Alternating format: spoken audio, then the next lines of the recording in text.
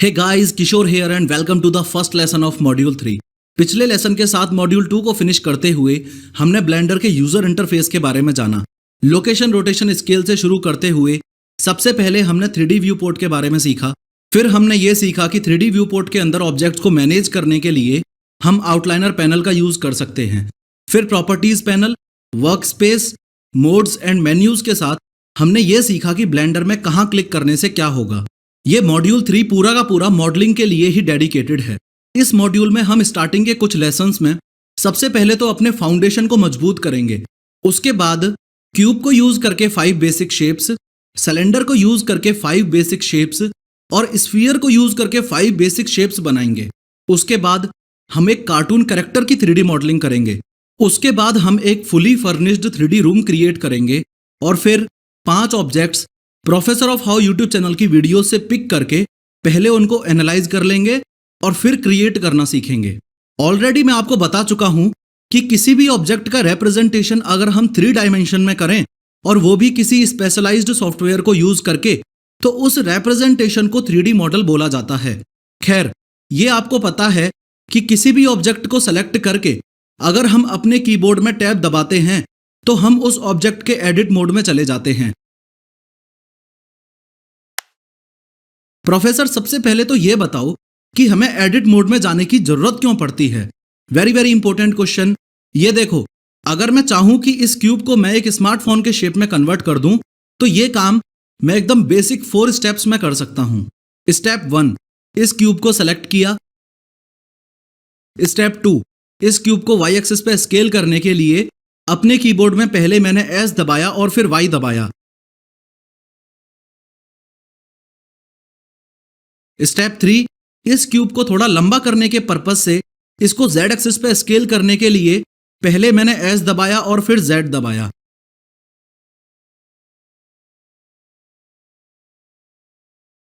मैं आपको पहले भी बता चुका हूं कि जो भी एक्सेस आप देखना चाहते हो वो आप यहां से एक्टिवेट और डीएक्टिवेट कर सकते हो। स्टेप 4, और अब इसको थोड़ा चौड़ा करने के लिए मैंने S दबा के और X दबा के X एक्सिस पर भी इसको स्केल कर दिया।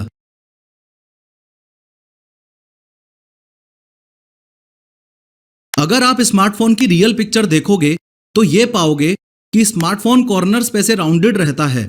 हमने अपने इस स्मार्टफोन को बहुत ही बेसिक सा शेप तो दे दिया, लेकिन क्या इस स्मार्टफोन का बेसिक शेप एग्जैक्टली वैसा हो गया जैसा इस पिक्चर में है?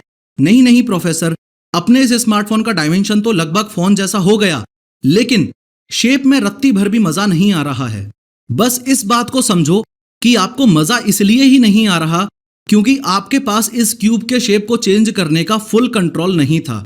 तो जो आपका सवाल था कि हम ऑब्जेक्ट मोड से एडिट मोड में जाते ही क्यों हैं, उसका आंसर ये है कि ऑब्जेक्ट मोड हमें लिमिटेड कंट्रोल देता है, लेकिन एडिट मोड हमें फुल कंट्रोल देता है। एक बार फिर से रिपीट कर दूं कि ऑब्जेक्ट मोड हमें लिमिटेड कंट्रोल देता है, लेकिन एडिट मोड हमें फुल कंट्रोल देता है। क्या बोला? जरा जोर से बोलना। क्या चाहिए? क्या चाहिए? प्रूफ चाहिए? तो उसमें क्या बड़ी बात है? ये लो, अभी आपको प्रूफ दे देता हूं। 1 मिनट के लिए आप मुझे फॉलो मत करना, सिर्फ स्क्रीन पे देखना। जितना शेप हमारा बन चुका है, टैब दबा के मैं इसके एडिट मोड में गया। Alt+A दबा के सब कुछ डीसेलेक्ट किया। इस सेकंड वाले ऑप्शन पे क्लिक करके एज बोर्ड में आया। Shift+LMB दबा के इन चारों एजेस को सेलेक्ट किया।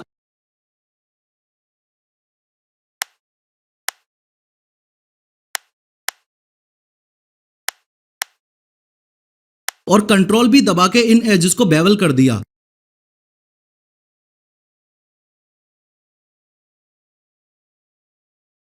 हो गए ना कॉर्नर्स राउंडेड? इस शेप को और ज्यादा परफेक्ट कैसे बनाना है वो हम आगे देख लेंगे, लेकिन फिलहाल आपको प्रूफ तो मिल ही गया ना। एनीवेज, हम ये बात कर रहे थे कि किसी भी ऑब्जेक्ट को सेलेक्ट करके अगर हम टैब दबाते हैं तो एडिट मोड में जा सकते हैं। एक बार फिर से मैं फाइल में जाके, न्यू में जाके, जनरल में जाके और डोंट सेव पे क्लिक करके एक नई फाइल खोल लेता हूं।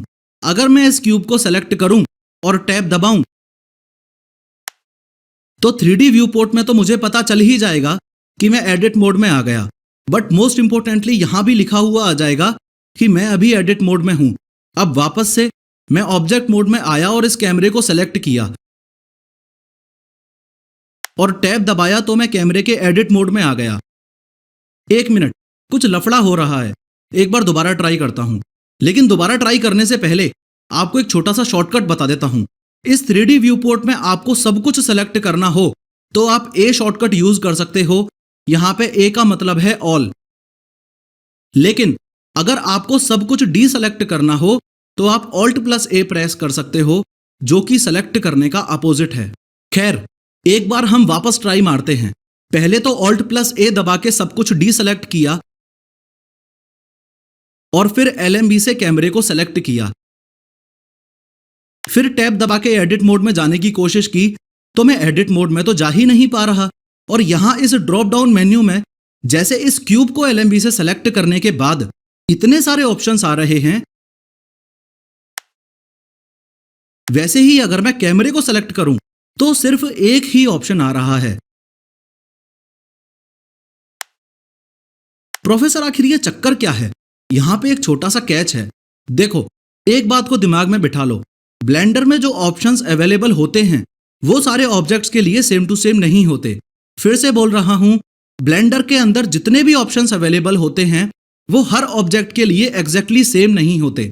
यानी कि जैसे ये क्यूब है तो मुझे पता है कि इस क्यूब को मैं कलर कर सकता हूं, इसलिए इस क्यूब को सेलेक्ट करने पर मेरे पास यहां पे मटेरियल प्रॉपर्टीज का ऑप्शन आ रहा है। लेकिन जैसे ही मैं इस कैमरे को सेलेक्ट करता हूं तो ये देखो, मटेरियल प्रॉपर्टीज का सेक्शन तो गायब हो गया और उसकी जगह यहां पे कैमरा प्रॉपर्टीज का सेक्शन आ गया। और अगर मैं लाइट को सेलेक्ट करता हूं तो ये देखो, यहां से कैमरा प्रॉपर्टीज का सेक्शन गायब हो गया और अब लाइट प्रॉपर्टीज का सेक्शन आ गया। अब चूंकि ब्लेंडर में सारे ऑप्शंस हर चीज के लिए सेम नहीं होते, इसलिए इस कैमरे को सेलेक्ट करते ही हमारे पास एडिट मोड में जाने का ऑप्शन नहीं आ रहा। तो क्या प्रोफेसर इसका मतलब यह हुआ कि हम हर चीज के एडिट मोड में नहीं जा सकते पर किसी किसी चीज के एडिट मोड में जा सकते हैं? बिल्कुल सही। अगर मैं लाइट को सेलेक्ट करूं तो इस पे भी मुझे एडिट मोड का ऑप्शन नहीं मिल रहा।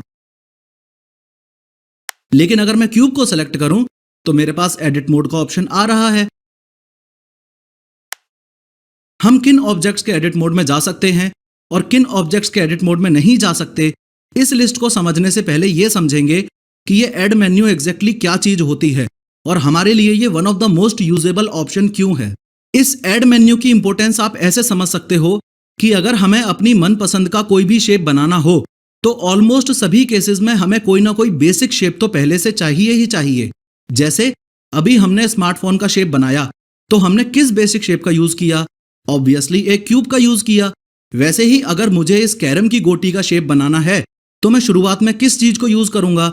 ऑब्वियस सी बात है कि एक सिलेंडर को यूज करूंगा। देखो, यहां से एक सिलेंडर ऐड करके और एडिट मोड में जाके कुछ इस तरीके से मैं इसी सिलेंडर को एक कैरम की गोटी का बेसिक शेप दे सकता हूं। मैं इस बात को अच्छे से समझ सकता हूं कि अभी आप जिस लेवल पे हो उस लेवल पे यह पहचानना कि किसी भी ऑब्जेक्ट को बनाने की शुरुआत आप किस बेसिक शेप से करोगे, ये थोड़ा मुश्किल है।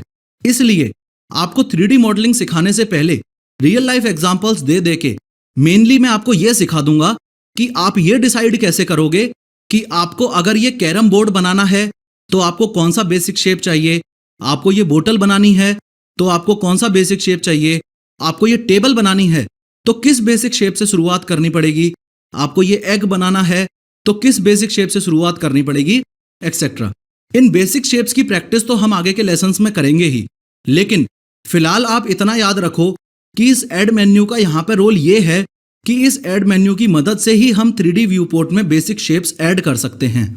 जैसे अगर मैं ऐड मेन्यू में जाऊं तो मैश में जाके यहां से डिफरेंट टाइप के बेसिक शेप्स ऐड कर सकता हूं। ये मैश किस चिड़िया का नाम है, ये चीज हम अगले लेसन में थोड़ा डिटेल में सीखेंगे।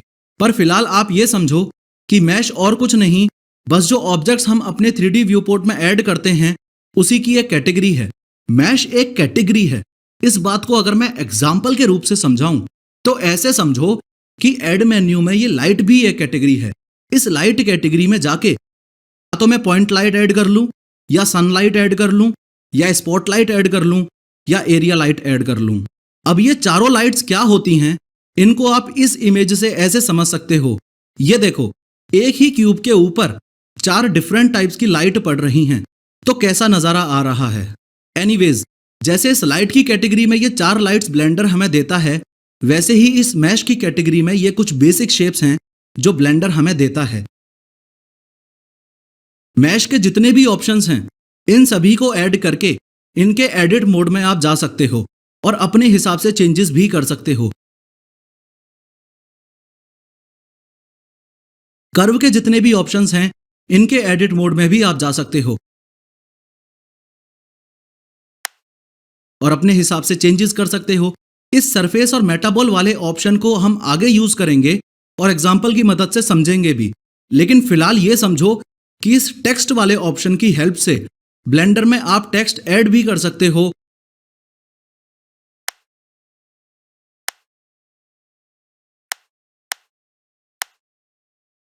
और टैब बटन की हेल्प से एडिट मोड में जाके अपना नाम भी लिख सकते हो।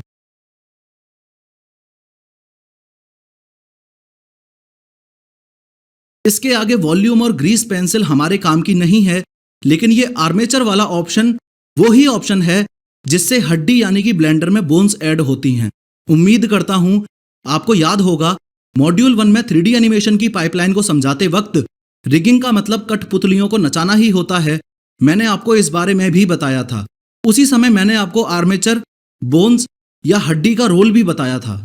एनीवेज, मान लो कि अगर मुझे एक पेंसिल की 3D मॉडलिंग करनी है, तो आप और मैं कोई स्वामी विवेकानंद जी तो है नहीं कि हमने एक बार किसी चीज को देखा और उसके सारे एस्पेक्ट्स हमें याद हो गए।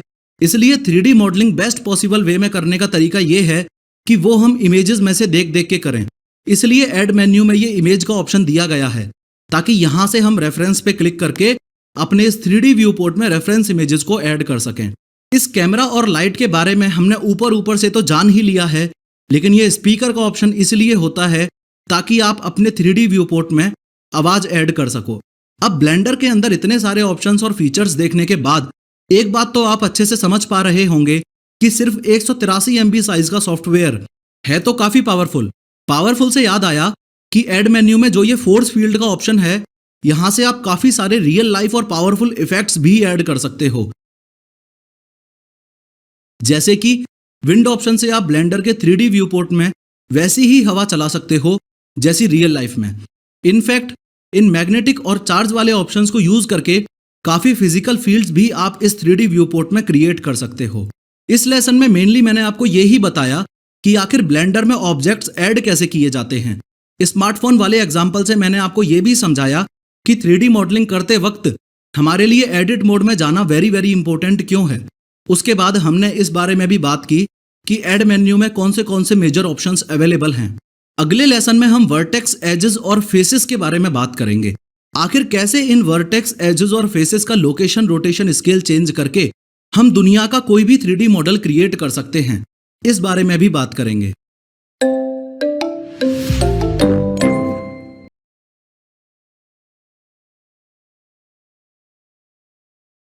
And welcome to the second lesson of module 3। पिछले लेसन में मैंने आपको यह बताया कि ऐड मेन्यू का रोल क्या है और ब्लेंडर में हम डिफरेंट ऑब्जेक्ट्स कैसे ऐड करते हैं।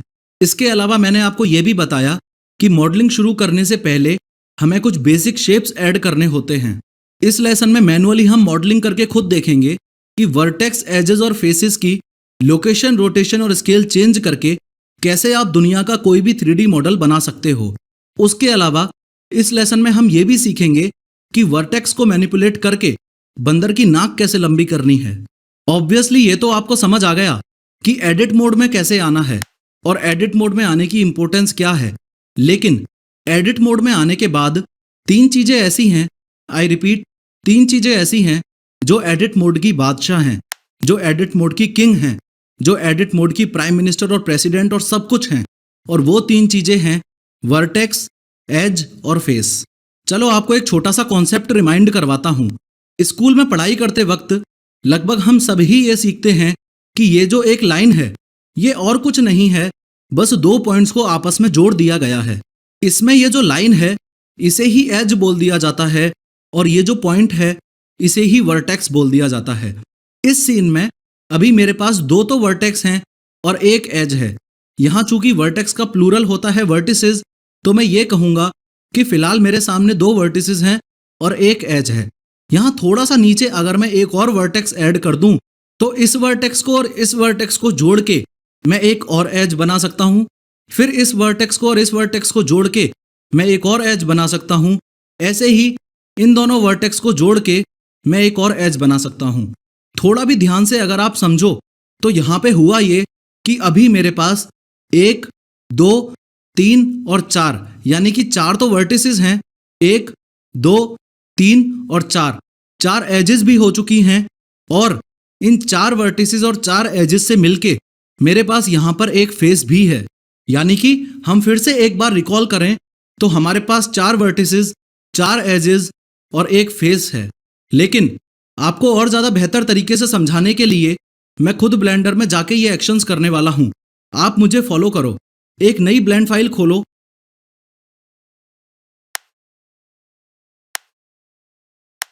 एडिट में जाओ, प्रेफरेंसेस में जाओ,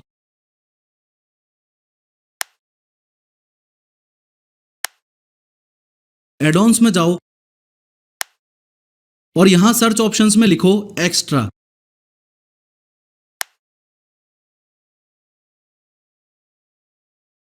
इधर ये जो दूसरा वाला ऑप्शन है ऐड मैश एक्स्ट्रा ऑब्जेक्ट, इसको टर्न ऑन कर लो।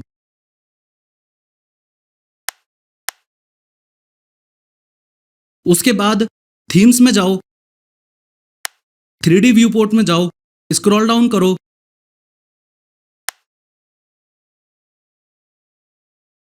और इस वर्टेक्स साइज पे यहां क्लिक करके 9 टाइप करके एंटर दबा दो। प्रेफरेंसेस विंडो को क्लोज करके सबसे पहले तो क्यूब डिलीट करो,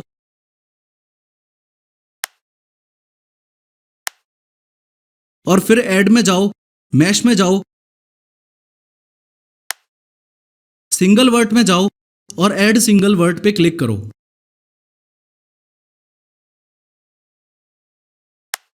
आपको बता दूं कि यहां पे वर्ट का मतलब वर्टिसेस ही है। एकदम वर्ल्ड ओरिजिन में यानी कि सेंटर में आप देख पा रहे होंगे कि हमारे पास ऑरेंज कलर का डॉट सा है। यही वो वर्टेक्स है जिसे अभी हमने 3D व्यू पोर्ट में ऐड किया। ब्लेंडर में एडिट मोड में भी और ऑब्जेक्ट मोड में भी किसी भी चीज को डुप्लीकेट करने का शॉर्टकट होता है Shift+D। अब पहले तो मैंने इस वर्टेक्स को लेफ्ट क्लिक से सेलेक्ट किया और फिर मैंने डुप्लीकेट करने का शॉर्टकट दबाया जो कि है Shift+D। अगर मैं अपने माउस को हिलाऊं तो ब्लेंडर मुझसे ये पूछ रहा है कि भाई तूने इस वर्टेक्स को डुप्लीकेट तो कर लिया, लेकिन ये बता कि इस वर्टेक्स को तू रखना कहां पे चाहता है। यहां चूंकि मैं इस वर्टेक्स को एक्स एक्सिस पे ही रखना चाहता हूं, तो सबसे पहले तो मैं एक्स दबा दूंगा ताकि ये वर्टेक्स फ्रीली तीनों एक्सिस पे मूव ना होकर सिर्फ एक्स एक्सिस पर ही मूव हो। और फिर मैं इस वर्टेक्स को थोड़ा इधर लाके और लेफ्ट क्लिक करके इसकी लोकेशन कंफर्म कर दूंगा।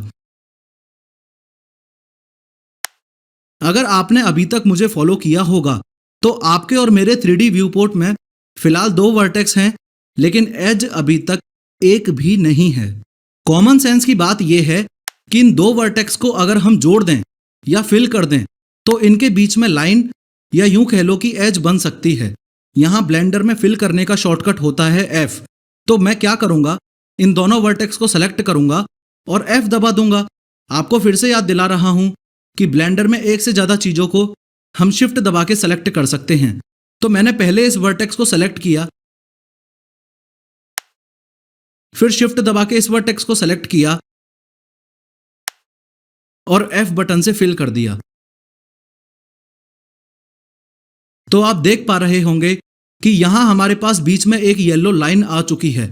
इनफैक्ट G दबा के आप इसको ऊपर भी मूव कर सकते हो और ये भी देख सकते हो कि अभी आपके पास इस 3D व्यू पोर्ट में 2 वर्टिसेस और एक एज है।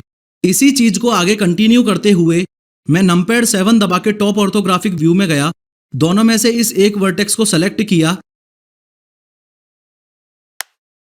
Shift+D दबा के डुप्लीकेट किया और Y दबा के सिर्फ Y एक्सिस पर मूव किया और यहां ले जाके LMB से इसकी लोकेशन फाइनलाइज कर दी। इन फ्लोर और एक्सिस की वजह से हो सकता है आपको देखने में दिक्कत हो रही हो कि इनमें से कौन सी एज फिल हो चुकी है और कौन सी नहीं। इसलिए हम क्या करेंगे, कीबोर्ड में ए दबा के सेलेक्ट ऑल करेंगे और इस मूव वाले गिज्मो को एक्टिवेट करके इस ब्लू वाले एरो को पकड़ के थोड़ा सा ऊपर खींच देंगे, यानी कि आप इन सारी चीजों को जेड एक्सिस पर मूव कर रहे हो।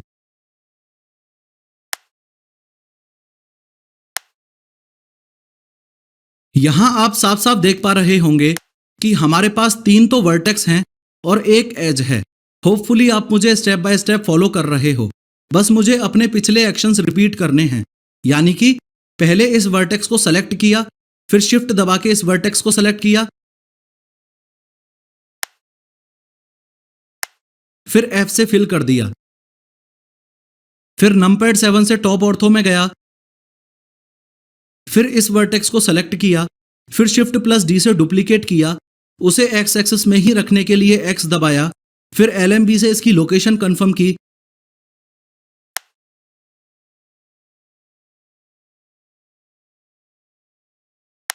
फिर शिफ्ट दबा के इस वर्टेक्स को भी सेलेक्ट किया और F दबा के फिल कर दिया। अगेन शिफ्ट दबा के इन दोनों वर्टेक्स को सेलेक्ट किया और F से फिल कर दिया।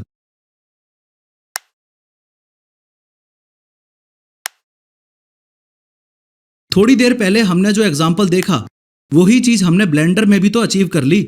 यहां पे भी तो हमारे पास अब 4 वर्टेक्स हैं, 4 एजेस हैं और एक फेस है। लेकिन प्रोफेसर यहां पे फेस जैसा तो कुछ दिख ही नहीं रहा, बल्कि इन चारों एजेस के बीच में तो यहां पे एम्प्टी स्पेस दिख रहा है। बिल्कुल सही पकड़े हो जनाब। जैसे अभी थोड़ी देर पहले एजेस खुद क्रिएट नहीं हुई थी, हमने F दबा के फिल कर करके क्रिएट की हैं, वैसे ही फेस को भी फिल करके ही क्रिएट करना पड़ेगा। फेस को फिल करने के लिए मैं क्या करूंगा, इस एज को सेलेक्ट करूंगा, शिफ्ट दबा के इस एज को सेलेक्ट करूंगा और F दबा के फिल कर दूंगा। सिंपल। पर प्रोफेसर आपने तो एज सेलेक्ट कर ली, लेकिन हमसे तो ये एज सेलेक्ट हो ही नहीं पा रही। मेरे प्यारे बंधु, अभी तक आपने ब्लेंडर को ये बोला ही नहीं है कि आपको एज सेलेक्ट करनी है। पर प्रोफेसर मैं ब्लेंडर को आखिर बताऊं कैसे कि मुझे एज सेलेक्ट करनी है। अब देखो, यहां पे ये जो 3 ऑप्शंस हैं, पहला है वर्टेक्स सेलेक्ट, दूसरा है एज सेलेक्ट और तीसरा है फेस सेलेक्ट। यहीं से आप ब्लेंडर को बताओगे कि आपको अभी क्या सेलेक्ट करना है। यहां पे आपको यह भी पता होना चाहिए कि वर्टेक्स सेलेक्ट का शॉर्टकट है 1, एज सेलेक्ट का शॉर्टकट है 2 और फेस सेलेक्ट का शॉर्टकट है 3। तो हम ये शॉर्टकट्स को यूज करेंगे। साथ में यह भी याद रखना है कि ये 1, 2, 3 शॉर्टकट आपको एडिट मोड में ही दबाने हैं। ऑब्जेक्ट मोड में दबाओगे तो लफड़ा हो जाएगा। खैर, अगर मैं एक नई ब्लेंड फाइल ओपन करूं और ये जो क्यूब है इसके एडिट मोड में जाऊं तो सेम चीजें मुझे यहां भी देखने को मिलेंगी। ये है वर्टेक्स, ये है एज और ये है फेस। तो क्या ये क्यूब वर्टेक्स, एज और फेसेस से ही मिलके नहीं बना? ऐसे ही यहां मैं अगर एक प्लेन ऐड कर लूं,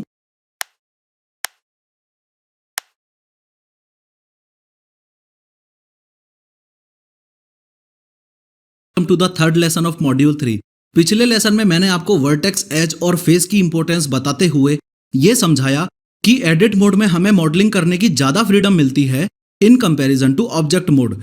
इस लेसन में मेनली मैं आपको ज्योमेट्री ऐड करने के 3 तरीके बताऊंगा, लेकिन उससे पहले यह भी बताऊंगा कि किस केस में हमें ज्योमेट्री ऐड करने की जरूरत पड़ती है। फिर मैं आपको यह भी बताऊंगा कि इन तीनों तरीकों में से हमें कौन सा तरीका अपनाना है, ये हम कैसे पहचानेंगे। चलो, मैंने ये मान लिया कि ये बात तो आपने बड़े ही अच्छे से समझ ली कि वर्टेक्स, एजेस और फेसेस की लोकेशन, रोटेशन और स्केल आप चेंज कर दो तो बल्ले बल्ले है। लेकिन सिर्फ इतना कर देने से ही आपका काम नहीं बनने वाला। जब जब आपको जितने ज्यादा कॉम्प्लेक्स मॉडल की जरूरत पड़ेगी, तब तब आपको उतनी ही ज्यादा ज्योमेट्री ऐड करने की जरूरत पड़ेगी। ज्यादा ज्योमेट्री चाहिए मतलब ज्यादा वर्टेक्स चाहिए, ज्यादा फेस चाहिए और ज्यादा एजेस चाहिए। अब आप सपोज कर लो कि ब्लेंडर में मुझे ऐसा शेप बनाना है, तो चाहे मैं कितनी भी कोशिश कर लूं, लेकिन सिर्फ वर्टेक्स, एजेस और फेसेस का लोकेशन, रोटेशन और स्केल चेंज करके ऐसा शेप बना ही नहीं पाऊंगा। उसका कारण यह है कि यह थोड़ा सा कॉम्प्लेक्स शेप है और मैंने जस्ट अभी आपको बताया कि जब जब मुझे ब्लेंडर में कॉम्प्लेक्स शेप्स बनाने पड़ेंगे, तब तब मुझे ज्यादा ज्योमेट्री की जरूरत पड़ेगी। अब ज्यादा ज्योमेट्री का मतलब यह नहीं है कि आपने बिना सोचे समझे ही ज्यादा ज्योमेट्री ठोक दी। यहाँ पे ज्योमेट्री का मतलब है वर्टेक्स, एज और फेसेस। तो सबसे पहले तो ये देखो कि जितनी ज्योमेट्री आपके पास ऑलरेडी है उसमें आपका काम चल रहा है कि नहीं। अगर नहीं चल रहा है तो ज्योमेट्री को ज्यादा करने के लिए हमारे पास 3 तरीके हैं, लूप कट, इंसेट और एक्सट्रूड। इन शब्दों को देख के घबराना मत, क्योंकि हम एग्जाम्पल के साथ स्टेप बाय स्टेप इन तीनों को बड़ी ही आसानी से समझ लेंगे। खैर, जैसा कि मैंने आपको बताया कि ऐसे शेप के लिए जितनी ज्योमेट्री मेरे पास है मुझे उससे ज्यादा ज्योमेट्री की जरूरत पड़ेगी।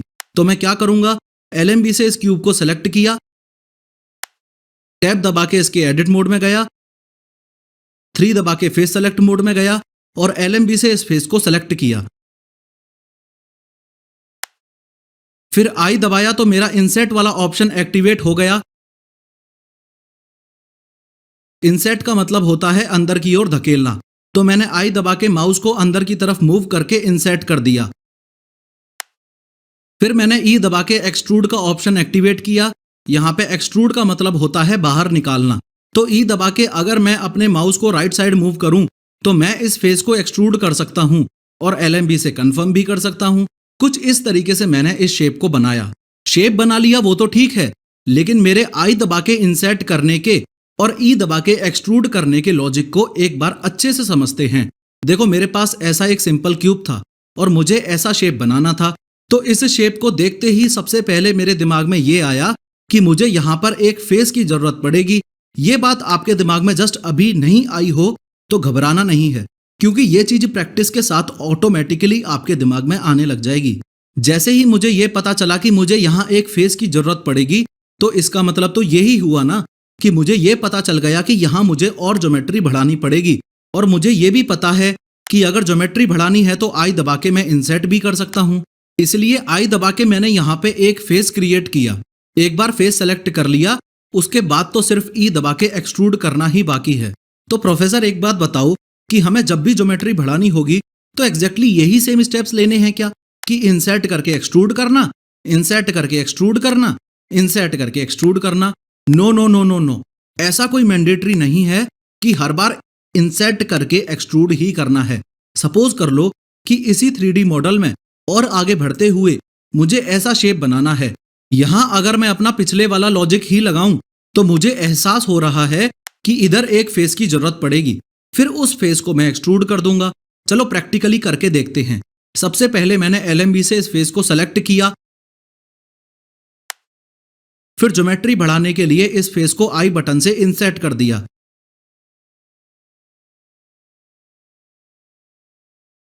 लेकिन इंसर्ट करते ही मैं क्या देखता हूं कि मुझे फेस तो मिल रहा है, लेकिन उस शेप में नहीं मिल रहा जिस शेप में मुझे चाहिए। यहां आप इस शेप को देखो, यहां देखते ही मुझे पता चल रहा है कि मुझे रेक्टेंगुलर फेस चाहिए, लेकिन I दबा के इंसर्ट करने से मुझे मिल कैसा रहा है? ऑब्वियसली एक स्क्वायर फेस। अब ऐसे टाइम पे आपको जरूरत पड़ती है एक लूप कट की। होपफुली आप मुझे फॉलो कर रहे हो और ब्लेंडर में कुछ इस तरीके से हम लूप कट लगा सकते हैं। सबसे पहले तो ये याद रखो कि लूप कट लगाने का शॉर्टकट होता है Ctrl+R। Ctrl+R दबाते ही अगर मैं अपने कर्सर को इस एज पर ले जाऊं तो ये देखो एक येलो कलर की लाइन आ रही है। अगर इस एज पर ले जाऊं तो यहां येलो कलर की लाइन आ रही है, और अगर इस एज पर ले जाऊं तो यहां ऐसी हॉरिजॉन्टल येलो कलर की लाइन आ रही है। एक चीज और समझो कि लाइन आते ही मैं अपने माउस में स्क्रॉल व्हील अप कर दूं तो मैं ये भी डिसाइड कर सकता हूं कि मुझे कितने नंबर ऑफ लूप कट्स लगाने हैं।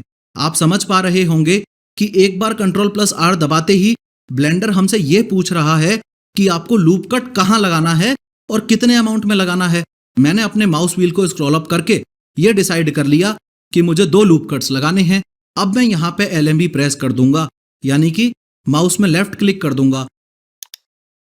मोस्ट इंपोर्टेंट बात यह है कि यहां पे LMB दबाते ही अभी लूप कट लगा नहीं है, बल्कि ब्लेंडर मुझसे यह पूछ रहा है कि इस फेस लूप पर भी आपको इन दोनों लूप कट्स को प्लेस कहां करना है।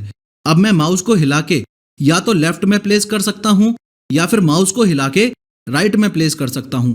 पॉइंट यह है कि अगर मैं सेंटर में प्लेस करना चाहूं तो मैं RMB प्रेस करूंगा। RMB इसलिए ताकि हमने इन दोनों लूप कट्स को ना तो राइट ले जाना है और ना ही लेफ्ट ले जाना है, बल्कि हमें इनका कोई मूवमेंट करना ही नहीं है। और मैंने आपको पहले ही बताया है कि ब्लेंडर में हमेशा किसी चीज को कैंसिल करने के लिए RMB प्रेस करते हैं और कंफर्म करने के लिए LMB प्रेस करते हैं। अब 3 दबा के फेस सेलेक्ट मोड में गया और E दबा के एक्सट्रूड कर दिया।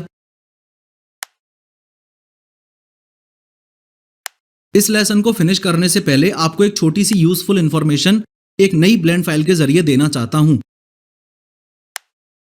सबसे पहले एक न्यू ब्लेंड फाइल ओपन की, इस क्यूब को डिलीट किया और ऐड में जाके मैश में जाके एक न्यू यूवी स्फीयर ऐड कर लिया। नमपैड पीरियड दबा के इस यूवी स्फीयर के पास में गया, टैब दबा के एडिट मोड में गया और 3 दबा के फेस सेलेक्ट मोड में गया। किसी भी एक फेस को सेलेक्ट किया और E दबा के एक्सट्रूड किया। यहां तक जो मैंने किया ये तो आपको ऑलरेडी पता था, जो नहीं पता था वो अब शुरू होता है। C दबा के सर्कल सेलेक्ट वाला ऑप्शन एक्टिवेट किया और LMB को होल्ड करके रखा तो रैंडमली कुछ फेसेस को सेलेक्ट कर लिया। अब अगर मैं E दबा के एक्सट्रूड करूं तो ये देखो कुछ इस प्रकार से सारे सेलेक्टेड फेसेस एक्सट्रूड हो रहे हैं।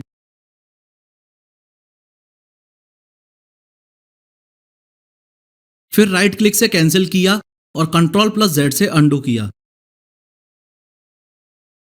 लेकिन अगर मुझे एक्सट्रूड के और एडवांस्ड ऑप्शन चाहिए तो मैं E ना दबा के Alt+E दबाऊंगा। और अगर इस दूसरे वाले ऑप्शन को सेलेक्ट करूंगा तो ये देखो एक्सट्रूड कुछ अलग तरीके से हो रहा है।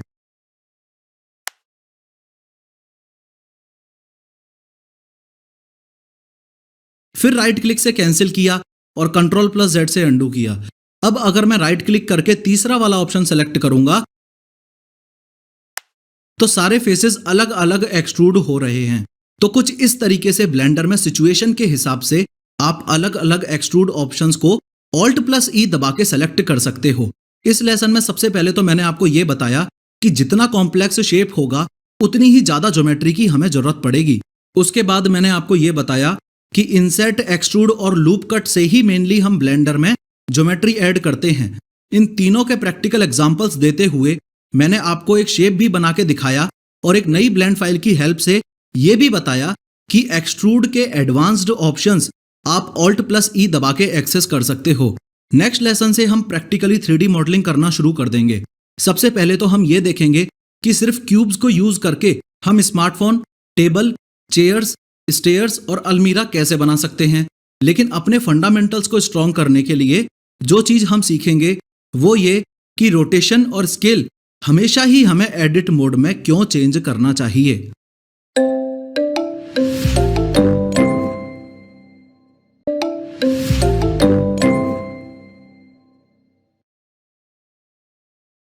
Hey guys, Kishore here and welcome to the 4th lesson of Module 3। पिछले लेसन में मोस्ट इंपोर्टेंट कॉन्सेप्ट जो हमने सीखा वो ये कि जितना ज्यादा कॉम्प्लेक्स शेप बनाना होगा उतनी ही ज्यादा ज्योमेट्री हम ऐड करते जाएंगे। और ज्योमेट्री ऐड करने के हमने 3 ऑपरेशंस भी सीखे जो कि हैं इंसर्ट, एक्सट्रूड और लूप कट। एक आर्किटेक्ट जब भी कोई बिल्डिंग तैयार करता है तो वो हमेशा ही एक बेसिक कॉन्सेप्ट को ध्यान में रखता है। कॉन्सेप्ट ये है कि जितनी ऊंची बिल्डिंग होगी उतनी ही गहरी और मजबूत उस बिल्डिंग की नींव होनी चाहिए, यानी कि उतनी ही स्ट्रॉन्ग फाउंडेशन होनी चाहिए। यही सेम केस रियल लाइफ में और 3D सीखने में अप्लाई होता है। इस 3D इंडस्ट्री में आप जितना आगे जाना चाहते हो उतने ही स्ट्रॉन्ग आपके कॉन्सेप्चुअल फंडामेंटल्स होने चाहिए।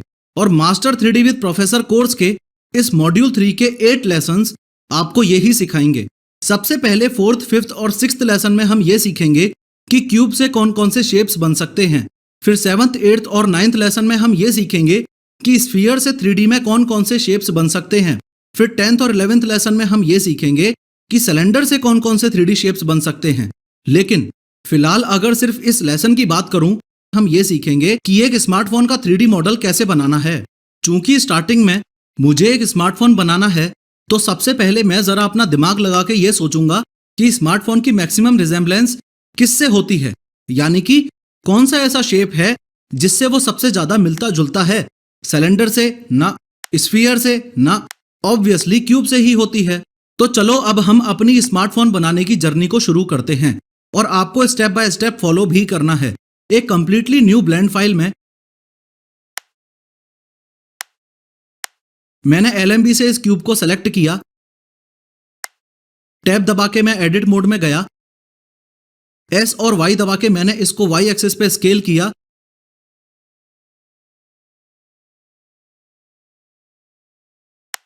लेकिन प्रोफेसर पहले जब आपने स्मार्टफोन बनाया था तब तो आपने इस क्यूब को ऑब्जेक्ट मोड में ही स्केल कर दिया था, लेकिन अब आप इसको एडिट मोड में जाने के बाद स्केल कर रहे हो, ये क्या चक्कर है? चक्कर ये है मेरे दोस्त कि एक बहुत ही इंपॉर्टेंट कॉन्सेप्ट है जो मुझे आपको बताना है। असल में मेरी 3D सीखने की जर्नी का सबसे बड़ा डिसएडवांटेज ये था कि मेरे पास कोई राइट मेंटर नहीं था, जिसकी वजह से मुझे ये फिगर आउट करने में बहुत टाइम लगा कि ब्लेंडर में गुड हैबिट से इंपॉर्टेंट कुछ भी नहीं है। ब्लेंडर में किसी भी एक 3D मॉडल बनाने के 1000 तरीके हो सकते हैं, लेकिन सबसे इंपॉर्टेंट पॉइंट ये है कि सही तरीका क्या है। चूंकि 3D मॉडल एक टाइम टेकिंग प्रोसेस है, इसलिए इस master 3D with professor course का सबसे बड़ा एडवांटेज आपके लिए ये है कि मैं इस कोर्स के थ्रू आपको ज्यादा से ज्यादा राइट हैबिट्स में ढालने की कोशिश करूंगा, क्योंकि मैंने अपने एक्सपीरियंस से एक बात सीखी है कि अगर ब्लेंडर को यूज करने की आपकी हैबिट्स राइट हैं तो आप अपनी 3D पाइपलाइन का हर एक स्टेप बहुत ही फास्ट फिनिश कर लोगे।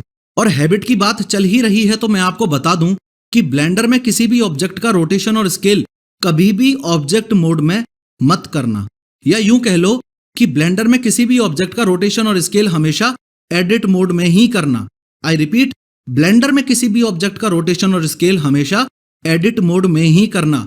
लेकिन प्रोफेसर ऐसा क्यों? आखिर क्यों हम किसी मॉडल का रोटेशन और स्केल ऑब्जेक्ट मोड में चेंज नहीं कर सकते? इस कॉन्सेप्ट को समझने के लिए आपको एन पैनल खोलना पड़ेगा। और देखो, ध्यान से समझो, ऐसा इसलिए है क्योंकि ब्लेंडर की एक डिमांड है। ब्लेंडर की डिमांड ये है कि अगर किसी भी ऑब्जेक्ट का ये रोटेशन और स्केल खराब हुआ तो ब्लेंडर इस 3D व्यू पोर्ट में उस ऑब्जेक्ट का जीना हराम कर देगा। प्रोफेसर जरा डिटेल में बताओ ना, ये रोटेशन और स्केल खराब हुआ का मतलब क्या है? चलो डिटेल में बता देता हूं। जैसे ये क्यूब है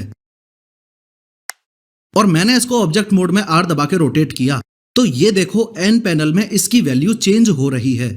यानी कि पहले जो इसकी वैल्यू मेंटेन्ड थी, यानी कि 000 थी, वो अब खराब होके कुछ भी माइनस प्लस ऊपर नीचे हो रही है। चलो अब Ctrl+Z से अनडू करके वापस सेम पोजीशन में चला जाता हूं। लेकिन अगर मैं इस क्यूब को सेलेक्ट करके एडिट मोड में जाऊं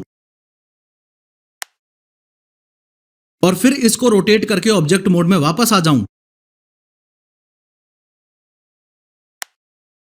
तो देखो मैंने इस क्यूब का रोटेशन कर भी लिया और एन पैनल में आप देख सकते हो कि इसका रोटेशन वैसा का वैसा मेंटेन्ड भी है। चूंकि इंपॉर्टेंट कॉन्सेप्ट है तो स्केल को भी मैं आपको एक नई ब्लेंड फाइल से समझाता हूं। सबसे पहले मैंने इस क्यूब को सेलेक्ट किया, मूव वाले गिज्मो को एक्टिवेट करके वाई एक्सिस पे थोड़ा इधर मूव कर दिया,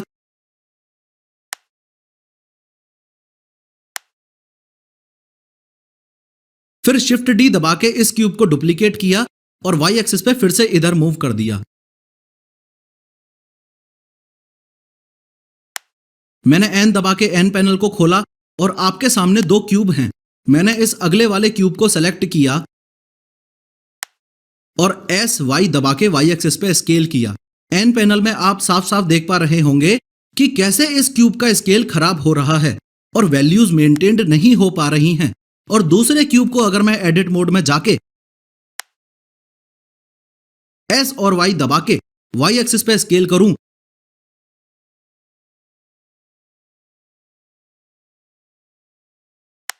और वापस ऑब्जेक्ट मोड में आके देखूं तो स्केल तो मेंटेन्ड है। क्या आपने एक चीज नोटिस की? स्केल तो मैंने इस क्यूब को भी किया और स्केल मैंने इस क्यूब को भी किया, लेकिन एडिट मोड में स्केलिंग होने की वजह से एक का स्केल तो मेंटेन्ड है और ऑब्जेक्ट मोड में स्केल करने की वजह से दूसरे का स्केल खराब हो गया है। अब यहां पे 3 मोस्ट इंपोर्टेंट क्वेश्चंस हर किसी आदमी के दिमाग में उठते हैं। क्वेश्चन नंबर 1, अगर कोई गलती से ऑब्जेक्ट मोड में स्केल कर दे तो वो वापस स्केल को मेंटेन कैसे करेगा?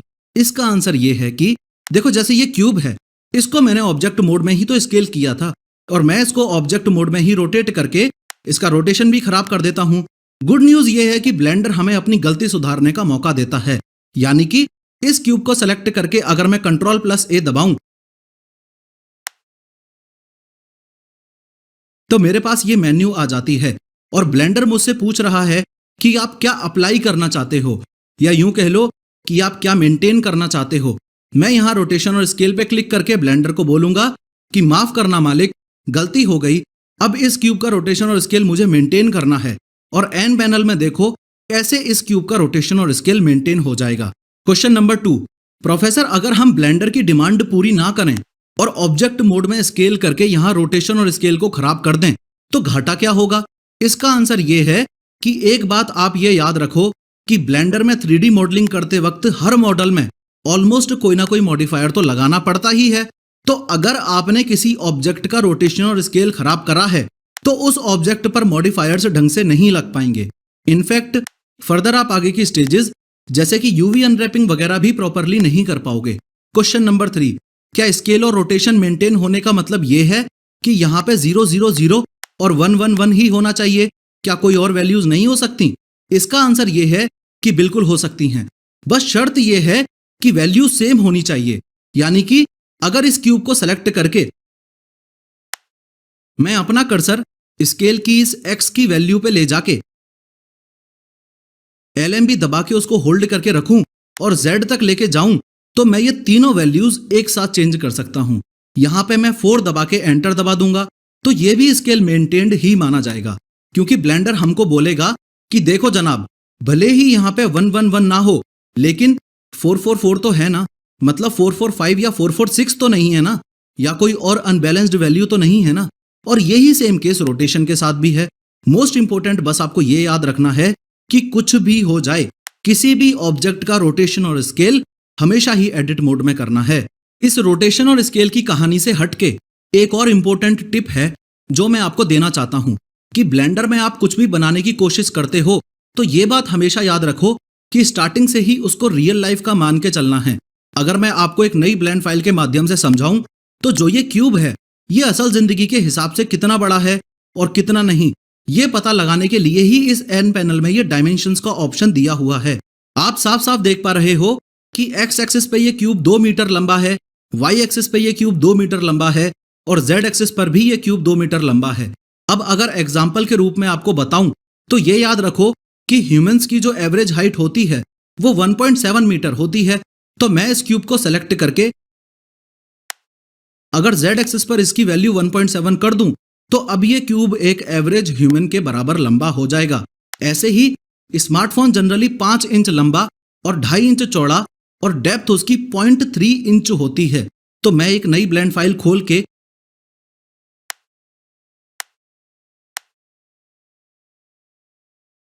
यहां पे आके लिख दूंगा 5 इंच और एंटर दबा दूंगा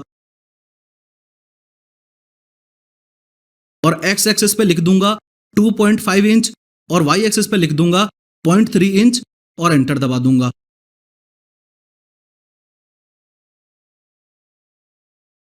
अब अपने कीबोर्ड में नंपैड पीरियड दबा के अगर मैं क्यूब के पास में जाऊंगा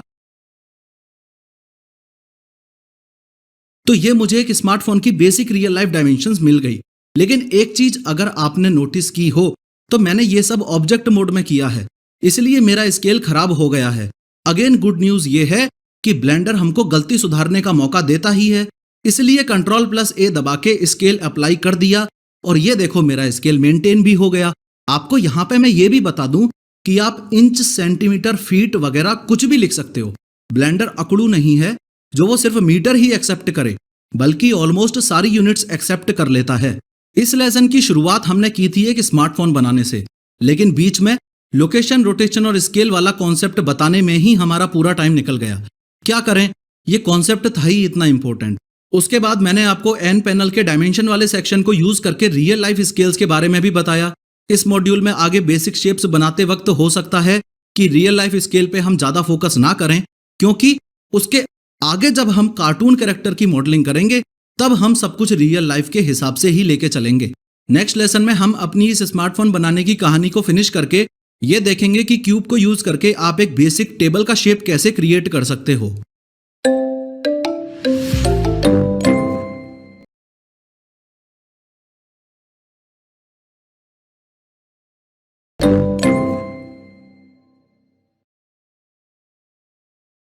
हे guys, Kishore here and welcome to the 5th lesson of module 3।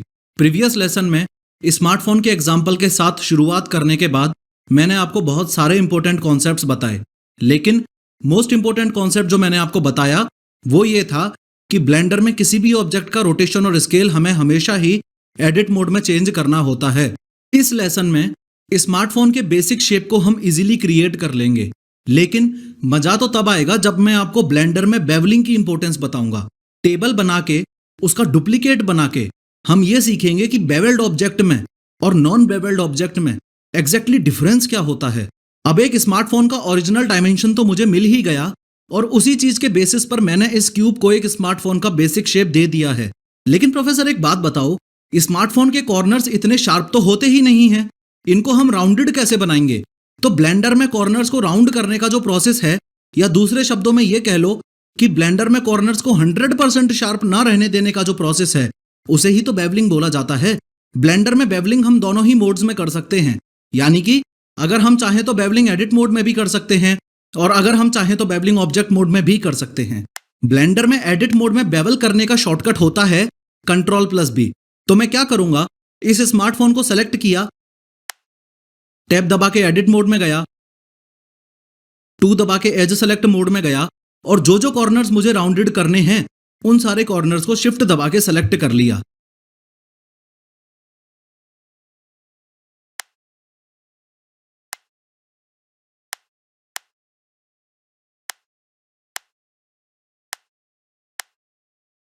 और Ctrl+B दबा के बेवल करने लगा और जितना बेवल चाहिए उसके हिसाब से LMB से यानी कि माउस के लेफ्ट क्लिक से कंफर्म कर दिया।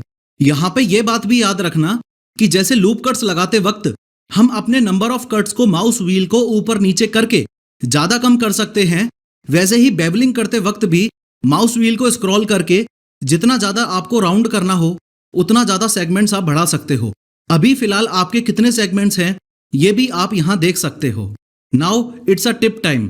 कभी भी कोई भी 3D मॉडल बनाते वक्त आपको हमेशा ही इस बात का ध्यान रखना पड़ेगा कि अपनी मनमर्जी से जितनी आपकी इच्छा हो उतनी ज्योमेट्री ठोकते जाना सबसे बड़ी बेवकूफी है। यानी कि मेरे सीन में कितने फेसेस या कितनी वर्टिसेस हैं, मुझे हमेशा ही इस बात का बड़ा खास ध्यान रखना पड़ेगा। आपको ये हर बार काउंट करने की जरूरत नहीं पड़ेगी क्योंकि आपके 3D व्यूपोर्ट में ब्लेंडर खुद बताता है कि फिलहाल कितनी वर्टिसेस हैं। उसके लिए आपको ओवरलेज में जाके स्टैटिस्टिक्स को टर्न ऑन करना पड़ेगा।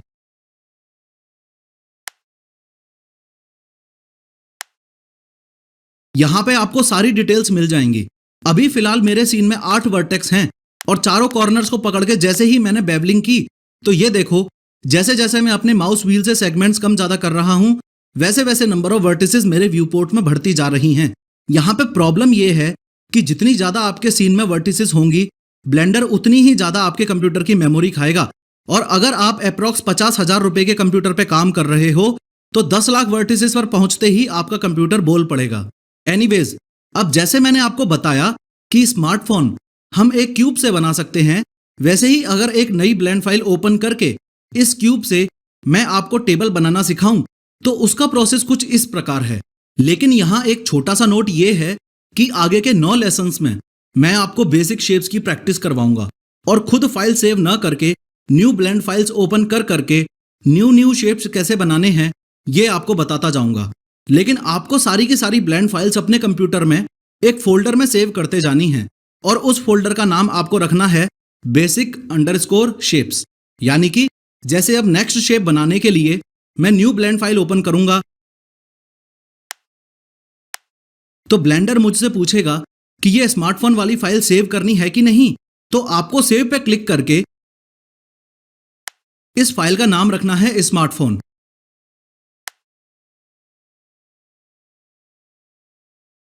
और फिर उस बेसिक शेप्स वाले फोल्डर में जाके इस फाइल को सेव करना है।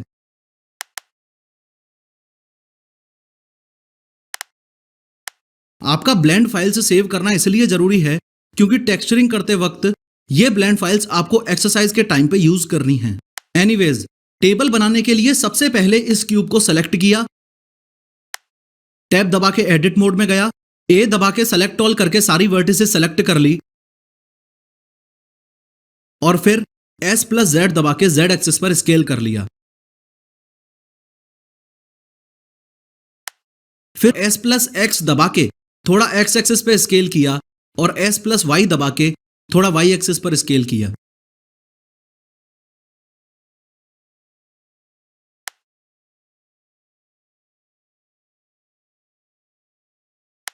फिर ऐड में जाके एक नया क्यूब ऐड किया।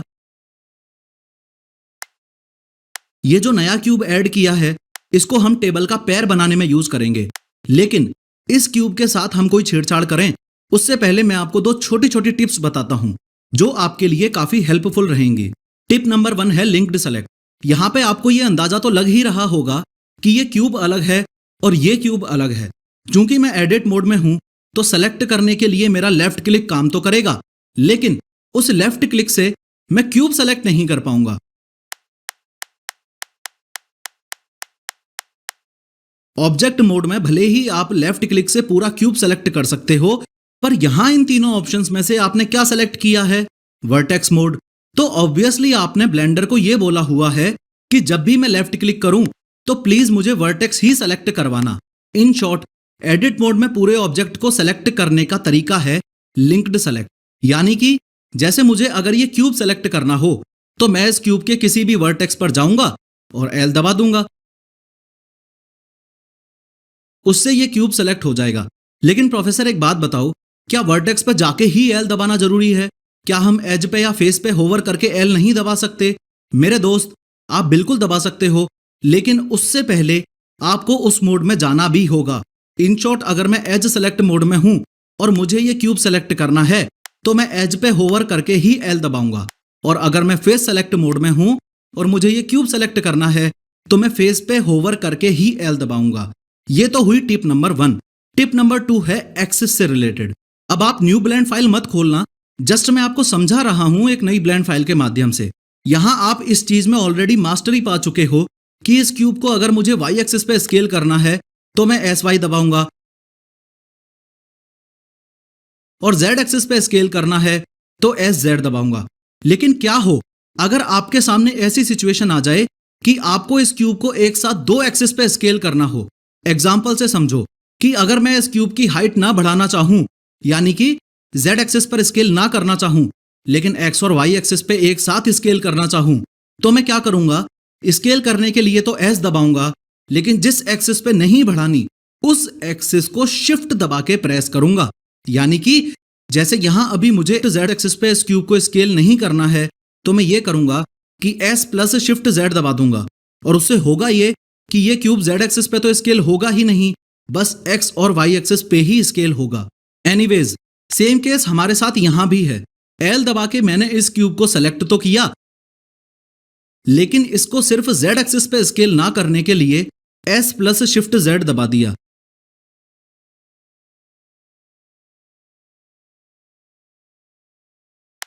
नंपैड 1 से फ्रंट ऑर्थो में गया और जी दबा के इस क्यूब की लोकेशन चेंज करके यहां लगा दिया। उम्मीद है आपको समझ आ रहा होगा कि इस क्यूब को हम टेबल के पैर के रूप में यूज करेंगे। उम्मीद तो यह भी है, आपको शायद याद होगा कि मैंने मॉड्यूल 2 में आपको एक्सरे मोड के बारे में बताया था। अगर रिमाइंड करवाऊं तो मैंने आपको यह बताया था कि एक्सरे मोड को हम आर पार देखने के लिए यूज करते हैं। यहां सबसे पहले तो मैंने नंपैड 7 दबाया और मैं टॉप ऑर्थोग्राफिक व्यू में गया। फिर एक्सरे मोड का शॉर्टकट यूज किया जो कि है ऑल्ट प्लस जेड। फिर इस क्यूब को मूव करने के लिए जी दबाया और फिर वाई एक्सिस पे रखने के लिए वाई दबाया और इस क्यूब को यहां मूव कर दिया।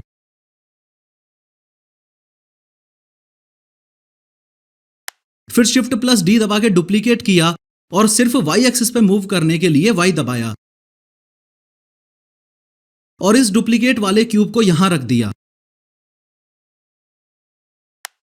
ऑब्जेक्ट मोड में जाके एक्सरे मोड से बाहर आने के लिए ऑल्ट प्लस जेड दबा के और पैन अराउंड करके देखता हूं सब कुछ सही तो है ना?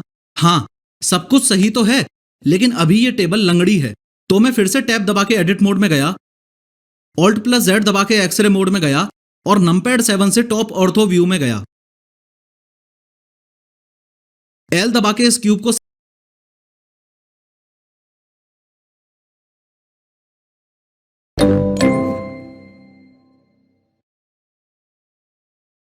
हे guys, Kishore here and welcome to the 6th lesson of module 3। Link selected और एक्सेस रिलेटेड टिप्स के अलावा लास्ट लेसन में हमने सबसे पहले तो ये सीखा कि एक स्मार्टफोन का बेसिक 3D शेप कैसे बनाना है, और फिर क्यूब्स को यूज करके हमने ये भी सीखा कि एक टेबल का 3D मॉडल कैसे बनाना है। साथ ही बेवलिंग की इंपॉर्टेंस जानने के बाद इस लेसन में हम ये सीखेंगे कि सिर्फ एक क्यूब को यूज करके हमें चेयर कैसे बनानी है, स्टेयर्स कैसे बनानी है और एक अलमीरा कैसे बना सकते हैं। उसके अलावा मैं आपके साथ एडिट मोड में सिलेक्शन के 3 टिप्स भी शेयर करूंगा और अपने बनाए हुए हर ऑब्जेक्ट में बेवल मॉडिफायर लगा के हम ये भी सीखेंगे कि बेवलिंग करना हमारे लिए वेरी वेरी इंपॉर्टेंट क्यों है। एक नई ब्लेंड फाइल ओपन करके ऐसे ही इस क्यूब से अगर मुझे चेयर बनानी हो तो मैं टैब दबा के एडिट मोड में जाऊंगा, SZ दबा के Z एक्सिस पे इसे छोटा कर दूंगा,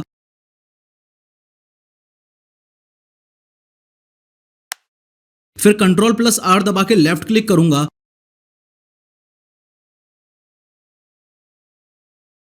और जैसे ही ये लूप कट ऐड हो गया तो इसे स्लाइड करके यहां ले आऊंगा और एक और बार क्लिक करके इस लूप कट की लोकेशन को फाइनलाइज कर दूंगा। 3 दबा के फेस सेलेक्ट मोड में जाऊंगा, इस फेस को सेलेक्ट करूंगा और E दबा के ऊपर की ओर एक्सट्रूड कर दूंगा।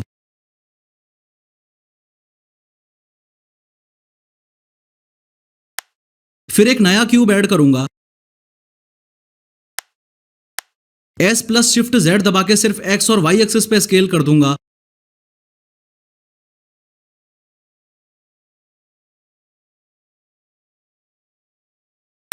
फिर नमपैड 1 से फ्रंट ऑर्थो व्यू में जाऊंगा, G दबा के इस क्यूब को यहां ले आऊंगा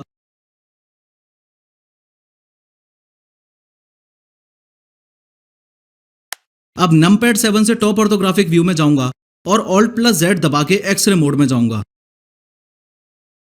सिर्फ Y एक्सिस पे मूव करने के लिए G दबा के Y दबाऊंगा और ऐसे मैं इस क्यूब को यहां ले आऊंगा। ये जो चेयर का पैर है ये मुझे जरूरत से ज्यादा लंबा लग रहा है, इसके लिए मैं इस फेस को सेलेक्ट करूंगा और इस मूव वाले गिज्मो को एक्टिवेट करूंगा और इस ब्लू वाली लाइन को पकड़ के Z एक्सिस पे इस फेस को मूव करूंगा और इस पैर को छोटा कर दूंगा।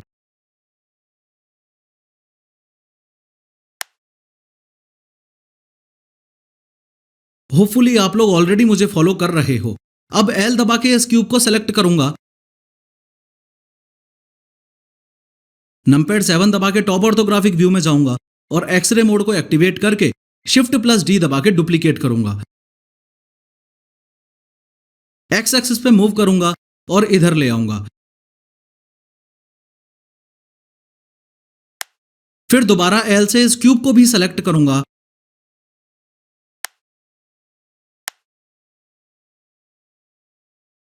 और Shift+D दबा के Y एक्सिस पे मूव करूंगा और इन बचे हुए 2 पैरों को इधर प्लेस कर दूंगा।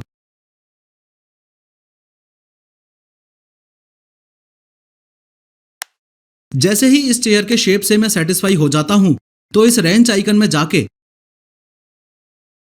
ऐड मॉडिफायर में जाके बेवल मॉडिफायर ऐड कर दूंगा और सेगमेंट्स को डायरेक्टली 3 कर दूंगा। आराम से शिफ्ट दबा के फिर लेफ्ट क्लिक करके और ड्रैग करके बेवल की वैल्यू को कम करते हुए अपने हिसाब से एडजस्ट कर लूंगा और ये देखो आपकी एक बेवल्ड चेयर 100% रेडी है। नेक्स्ट है स्टेयर्स। चलो बड़ी आसानी से ये सीखते हैं कि इस क्यूब को यूज करके कैसे सीढ़ियां बना सकते हैं। अगेन एक न्यू ब्लेंड फाइल ओपन करके LMB से इस क्यूब को सेलेक्ट किया, टैब दबा के एडिट मोड में गया, S+Z दबा के Z एक्सिस पे स्केल किया, SY दबा के Y एक्सिस पे स्केल किया, SX दबा के X एक्सिस पे स्केल किया और वापस ऑब्जेक्ट मोड में गया। फिर इस रेंच आइकन में गया और ऐड मॉडिफायर पे क्लिक किया, फिर एरे मॉडिफायर पे क्लिक किया। पहले ही ये बात मैं आपको ऑलरेडी बता चुका हूं कि एरे मॉडिफायर का काम है डुप्लीकेट्स बनाना, पर प्रोफेसर आपने बताया है कि डुप्लीकेट्स तो हम Shift+D से भी बना सकते हैं। ये बात सही है कि डुप्लीकेट्स आप Shift+D से भी बना सकते हो, लेकिन जब आपको हजारों डुप्लीकेट्स बनाने होंगे तो क्या आप 1000 बार Shift+D दबाओगे क्या? ऐसे ही केस में एरे मॉडिफायर काम आता है। एरे मॉडिफायर आपको कितने डुप्लीकेट्स बना के देगा ये आपको यहाँ काउंट से डिसाइड करना होता है। एरे मॉडिफायर आपको कौन सी एक्सिस पे डुप्लीकेट बना के देगा ये आपको यहाँ फैक्टर पे डिसाइड करना होता है और डुप्लीकेट्स के बीच में डिस्टेंस कितना होगा ये चीज आप इस फैक्टर की वैल्यू को चेंज करके डिसाइड कर सकते हो। फॉर एग्जाम्पल, सबसे पहले तो मैं ये डिसाइड करूंगा कि मुझे ये सीढ़ियां किन डायरेक्शंस में बनानी है। सीढ़ी की जो लेंथ है वो इस डायरेक्शन में होगी, यानी कि वाई एक्सिस पर होगी, और सीढ़ी की जो हाइट है वो तो ऑब्वियसली ऊपर की तरफ ही होगी, यानी कि जेड एक्सिस पर होगी, क्योंकि ऊपर की तरफ हमेशा जेड एक्सिस ही होता है।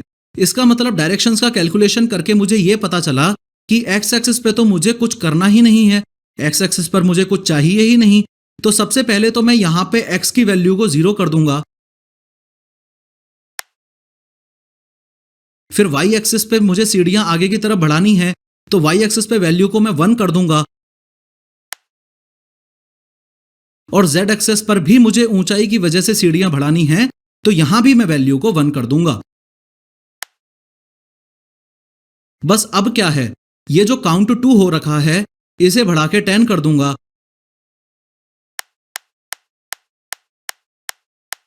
ये लो, हो गई मेरी सीढ़ियां तैयार। अब आप मुझे बताओ कि क्या इन सीढ़ियों की ये जो एज है ये 100% शार्प हो सकती है क्या? नहीं नहीं प्रोफेसर, आपने ही तो थोड़ी देर पहले अभी बोला कि दुनिया की कोई भी चीज 100% शार्प नहीं हो सकती। यहां आपको यह समझाने के लिए कि एक बेवल्ड और नॉन बेवल्ड ऑब्जेक्ट में क्या डिफरेंस होता है, मैं सबसे पहले इस सीढ़ी को शिफ्ट की दबा के डुप्लीकेट बनाऊंगा, और इस डुप्लीकेट सीढ़ी की शार्पनेस को कम करने के लिए सबसे पहले तो मैं एरे मॉडिफायर को इस एरो से फिलहाल के लिए फोल्ड कर दूंगा।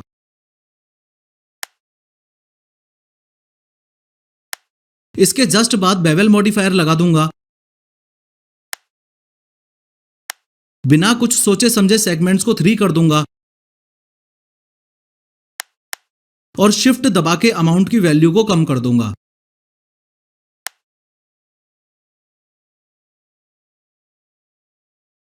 अगेन आप बेवलिंग की इंपॉर्टेंस को ऐसे समझ सकते हो कि एक बेवल्ड सीडी और नॉन बेवल्ड सीडी के साथ लाइट कैसे रिएक्ट कर रही है, और किस तरीके से एक बेवल्ड सीडी बहुत ही ज्यादा शानदार दिख रही है in comparison to non bevelled stairs.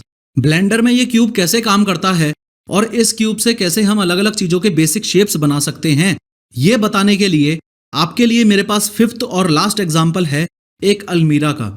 आइए समझते हैं कि कैसे एक क्यूब के एडिट मोड में जाके उसके एजेस, फेसेस और वर्टेक्स की लोकेशन, रोटेशन, स्केल चेंज करके, और जो चीजें अभी तक हमने सीखी हैं जैसे कि बेवल, इंसेट, एक्सट्रूड और लूप कट, इन चारों ऑपरेशंस को यूज करके हम क्या अचीव कर सकते हैं। सबसे पहले मैंने एक नई ब्लेंड फाइल ओपन की और नंपैड 1 दबा के फ्रंट ऑर्थोग्राफिक व्यू में गया। इस मूव वाले गिज्मो को एक्टिवेट करके इस ब्लू वाली लाइन को पकड़ के इस क्यूब को जेड एक्सिस पे मैंने ऊपर कर दिया।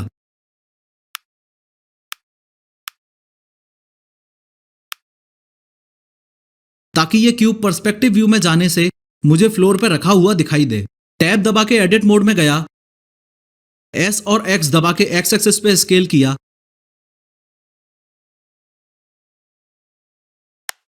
थ्री दबा के फेस सेलेक्ट मोड में गया और LMB से ऊपर वाले फेस को सेलेक्ट किया। फिर इस मूव वाले गिज्मो को एक्टिवेट करके इस फेस को मैंने जेड एक्सिस पर ऊपर मूव कर दिया।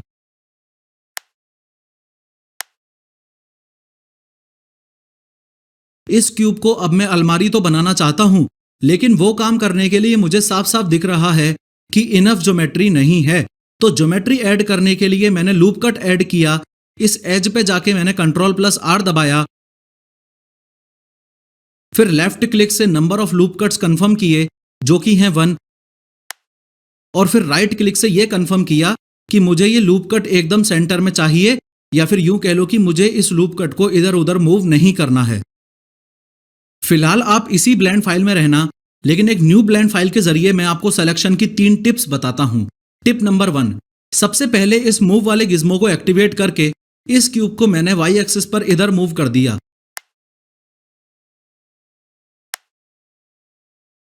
फिर एक यूवी स्फीयर ऐड किया,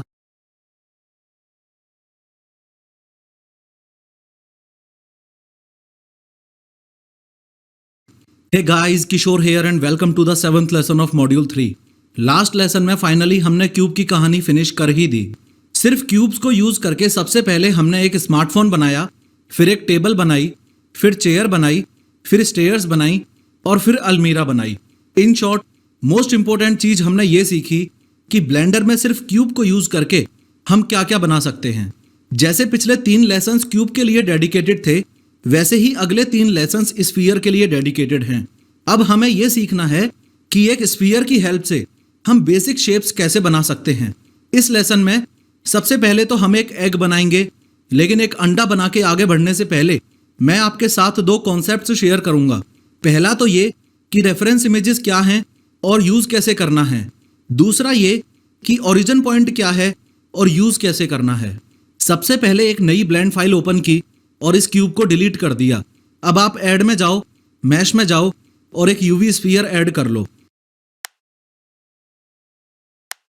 नंपैड 1 से फ्रंट ऑर्थोग्राफिक व्यू में जाओ और इस मूव वाले गिज्मो को एक्टिवेट करके इस ब्लू लाइन को पकड़ के इस स्फीयर को यहां ऊपर ले आओ। ऑब्वियसली आपको पता ही होगा, अगर नहीं पता है तो गूगल करके देख लो। एग का जो शेप होता है वो ओवल होता है। इन शॉर्ट, अगर हमें इस स्फीयर को एक एग शेप में कन्वर्ट करना है तो हमें वही काम करना पड़ेगा जो हम इस थर्ड मॉड्यूल में अभी तक करते आए हैं। वर्टेक्स, एजेस और फेसेस को मूव करके 3D मॉडलिंग करना। इस स्फीयर को अगर मैं एग की शेप में कन्वर्ट करना चाहूं तो एक तरीका तो यह है कि तुक्केबाजी से और अपने अंदाजे से कर दूं, लेकिन दूसरा तरीका यह है कि मैं एक रेफरेंस इमेज की मदद से इस एग का एग्जैक्ट शेप डिसाइड करूं। यहां मैं आपको यह भी बताना चाहता हूं कि रेफरेंस इमेजेस का रोल क्या है और वो हमारे लिए इतनी इंपॉर्टेंट क्यों है।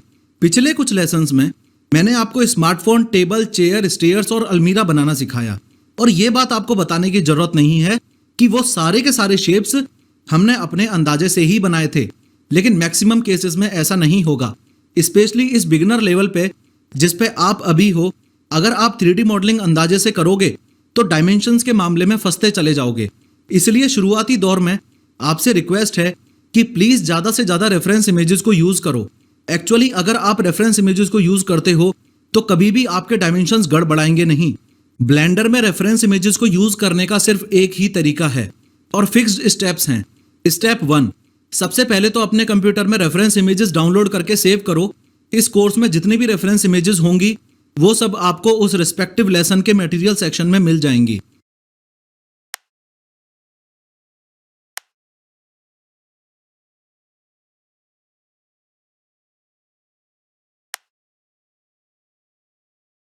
स्टेप 2, एक बार आपने एग की इमेज अपने कंप्यूटर में डाउनलोड करके सेव कर ली, उसके बाद फ्रंट ऑर्थोग्राफिक व्यू में जाओ।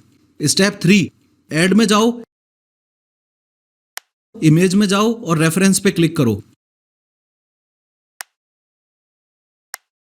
स्टेप 4, अपने कंप्यूटर में और most of the time downloads section में इमेज को लोकेट करो और लोड रेफरेंस इमेज पर क्लिक करो। यहां पर आपने एक चीज नोटिस की होगी कि ये रेफरेंस इमेज हमको एग बनाने में फायदा तो करेंगी, लेकिन फिलहाल ये 3D व्यू पोर्ट में ऑब्स्टेकल बन के बैठी है। यानी कि इसके ऐड होते ही इस 3D व्यू पोर्ट में मजा नहीं आ रहा, सब ब्लॉक्ड सा लग रहा है। इसका सॉल्यूशन ये है कि इस इमेज को सेलेक्ट करो, इस इमेज वाले आइकन पे जाके ओपेसिटी को टर्न ऑन कर लो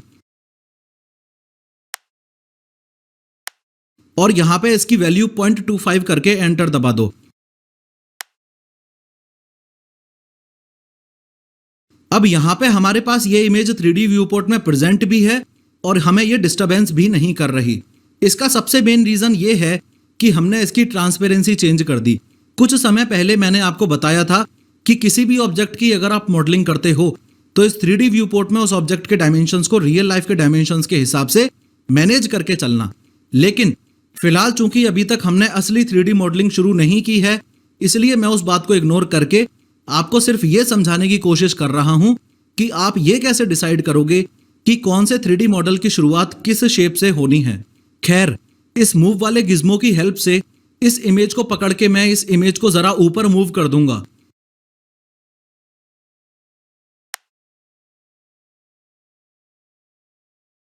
और इस इमेज में एग का ये जो बेस है इसे यहां एक्स एक्सिस के जस्ट ऊपर रखने की कोशिश करूंगा।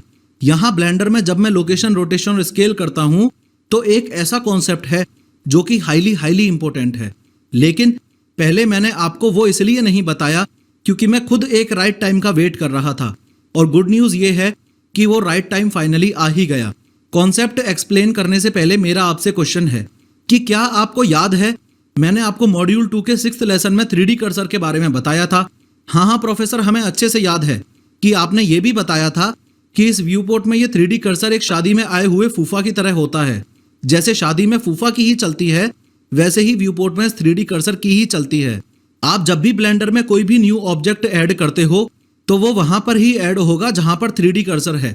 यहाँ कहानी सारी ये है कि इस 3D कर्सर का एक बेस्ट फ्रेंड है और वो भी इसी की तरह नवाबजादा है, और वो है किसी भी ऑब्जेक्ट का ओरिजिन। लेकिन प्रोफेसर, हमें पता कैसे चलेगा कि ये ओरिजिन है कहां पे? By default 99% of the time किसी भी ऑब्जेक्ट का ओरिजिन उसके सेंटर ऑफ मास पे होता है। अगर आपको सेंटर ऑफ मास की नॉलेज ना भी हो तो फिलहाल आप ऊपर ऊपर से ये मान लो कि किसी भी ऑब्जेक्ट के सेंटर पे ही उसका ओरिजिन होता है। जैसे ये एक स्फीयर है तो इसका ओरिजिन आप ऐसे पहचानोगे कि ये ऑरेंज कलर का एक सेंटर में डॉट सा है। ये क्यूब है तो इसका ओरिजिन ये रहा। ये सिलेंडर है तो इसका ओरिजिन ये रहा, और ये मंकी है तो इसका ओरिजिन येलो कलर का डॉट ये रहा। फाइनली ये वही टाइम है कि अगले 30 सेकंड में आपने अपना फोकस मेंटेन रखा तो सब कुछ आपके दिमाग में जाएगा, नहीं तो सब ऊपर से जाएगा। एकदम बेसिक से ध्यान से समझना। अब इन सबको सेलेक्ट करके मैं गिज्मो से ऊपर ले जाऊं और फ्लोर पर रख दूं।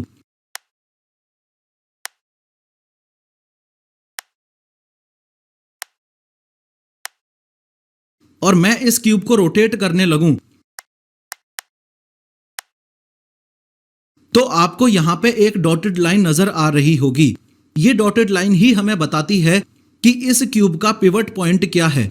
पिवट पॉइंट यानी कि इस क्यूब का लोकेशन, रोटेशन और स्केल एग्जैक्टली किस पॉइंट के अराउंड चेंज होगा।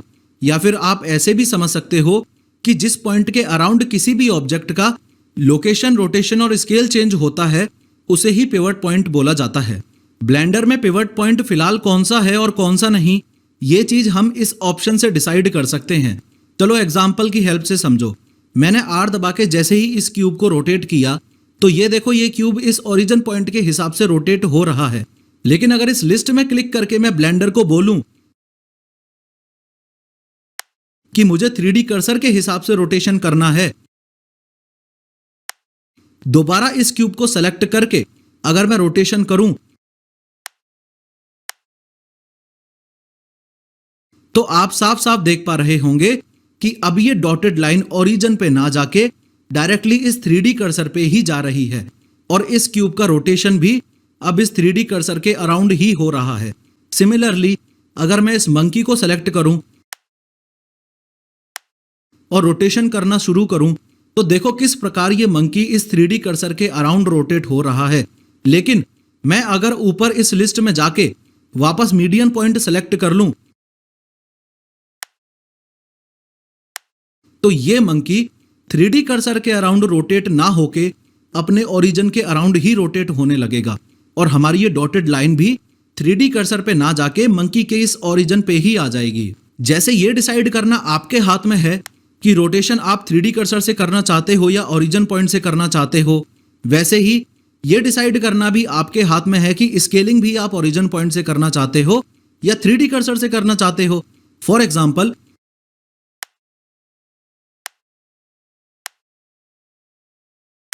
यहां स्केलिंग करूं तो ऑब्वियसली ये स्फीयर अपने ओरिजिन से ही स्केल होने लगेगा, और उसका रीजन ये है कि अभी तक हमने इस लिस्ट पे क्लिक करके ब्लेंडर को ये बताया ही नहीं है कि स्केलिंग हमें इस 3D कर्सर से करनी है। जैसे ही मैं इस लिस्ट में 3D कर्सर सेलेक्ट करता हूं और इस स्फीयर को सेलेक्ट करता हूं तो ये 3D कर्सर से स्केल होने लग जाएगा। Thank you very much professor. हमें ये तो समझ आ गया कि ये हमारे हाथ में ही है कि इस 3D व्यू पोर्ट में किसी भी चीज का रोटेशन और स्केल हम उसके ओरिजिन से करना चाहते हैं या 3D कर्सर से करना चाहते हैं। लेकिन प्रोफेसर हमें अभी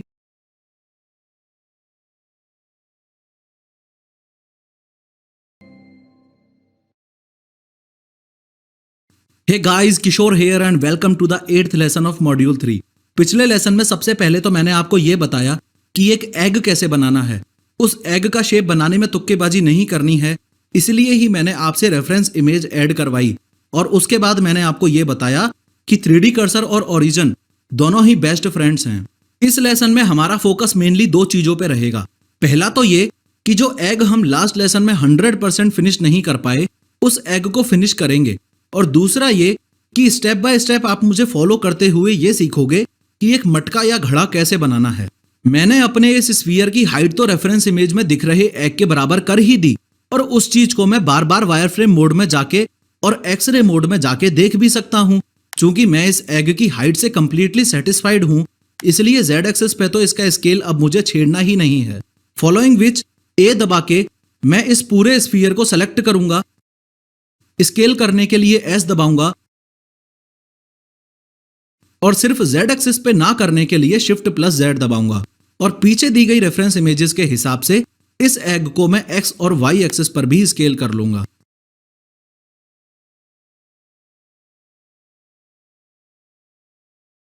यहां पर इस इमेज को अगर मैं हाइड करके देखूं तो मैं ये पाऊंगा कि मेरा ये एग काफी ज्यादा जैगेड यानी कि खुरदुरा है। खुरदुरापन हटाने के लिए मैं राइट क्लिक करके इस एग को शेड स्मूथ कर दूंगा। इसका सरफेस तो सॉफ्ट हो गया, लेकिन इसकी बाउंड्री अभी भी काफी ज्यादा जैगेड है। ऐसे केस में ही हमारा सब डिवीजन सरफेस मॉडिफायर काम आता है। अब देखो, अगर मैं एक्सरे मोड में जाऊं और देखूं तो मेरे एग का शेप कितना ज्यादा शार्प टाइप और बेकार लग रहा है।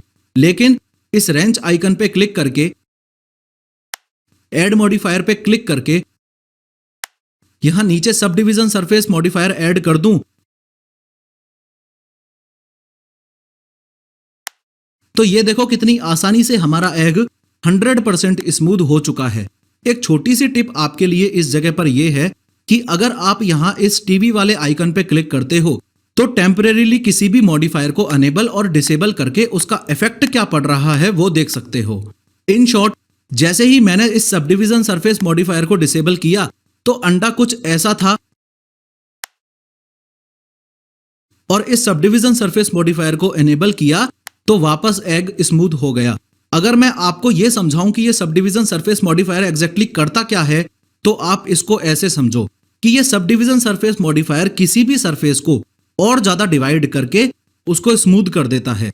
सबसे पहले तो अपने पिवट पॉइंट को वापस मीडियन पॉइंट कर लेते हैं। फिर चलो ऐड में जाके, मैश में जाके एक प्लेन ऐड करते हैं और एग्जाम्पल की हेल्प से समझते हैं। अगर मैं इस प्लेन के एडिट मोड में जाऊं तो यहां मेरे पास 4 वर्टिसेस हैं, 4 एजेस हैं और एक फेस है। लेकिन जैसे ही मैंने इस पे sub division surface modifier add किया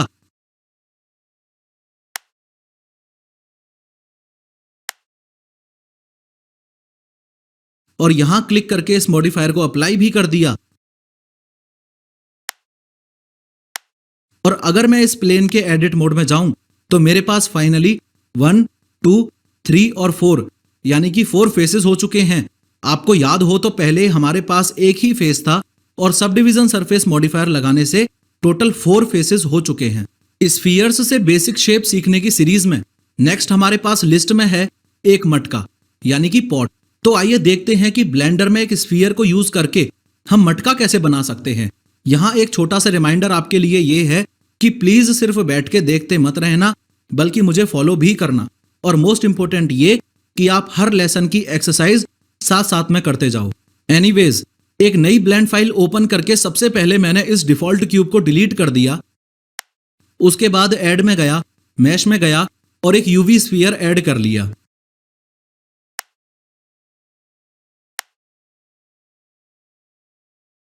आप नंपैड 1 दबा के फ्रंट ऑर्थोग्राफिक में जाओ और टैब दबा के एडिट मोड में जाओ। फिर ऑल्ट प्लस ए दबा के सब कुछ डीसेलेक्ट करो और ऑल्ट प्लस जेड दबा के एक्सरे मोड में जाओ। अब बी दबा के बॉक्स सेलेक्ट वाले ऑप्शन को एक्टिवेट करो और LMB को लॉन्ग प्रेस करके रखो और एक बॉक्स बनाने की कोशिश करो। बशर्ते बॉक्स ऐसा बनाना है कि ऊपर की ये कुछ वर्टिसेस सेलेक्ट हो जाएं। बीच में पैन अराउंड करके ये जरूर देख लेना कि आगे और पीछे इन वर्टिसेस का पूरा लूप सेलेक्ट हो गया है ना। वापस से फ्रंट ऑर्थोग्राफिक मोड में आओ और एक्स दबा के ये सारी वर्टिसेस डिलीट कर दो। हमारे पास मटके का एक बेसिक शेप तो आ ही गया। फिर 2 दबा के एज सेलेक्ट मोड में जाओ और इस ऊपर वाली एज पे डबल क्लिक करके इस पूरे एज लूप को सेलेक्ट कर लो।